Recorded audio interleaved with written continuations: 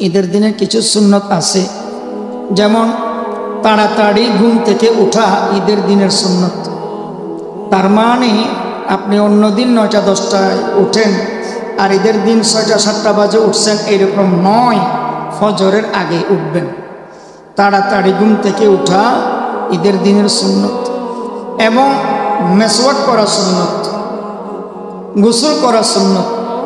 গোসলের প্রয়োজন না হলেও গোসল করা সুন্নত। উত্তম কাপড় পরিধান করা সুন্নত, উত্তম কাপড়। এবং সুগন্ধি ব্যবহার করা সুন্নত, আতর সুগন্ধি ব্যবহার করা সুন্নত।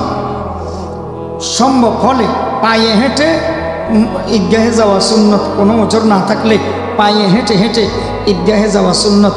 তাকবীরে তাশরিক পড়তে পড়তে ঈদগাহে যাওয়া সুন্নত। ঈদুল ফিতরের সময় নিম্ন স্বরে আর ঈদুল আজহার সময় উচ্চ স্বরে তাকবীরে তাশরিক পড়তে পড়তে ঈদগাহে যাওয়া, ঈদগাহ থেকে ফেরা সুন্নত। এবং তাড়াতাড়ি ঈদগাহে যাওয়াটা সুন্নত। আরেকটি সুন্নত হচ্ছে এই ঈদুল ফিতরের দিন কোনো মিষ্টি জাতীয় জিনিস, মিষ্টান্ন জিনিস খেয়ে ঈদগাহে যাওয়া সুন্নত। কিন্তু ঈদুল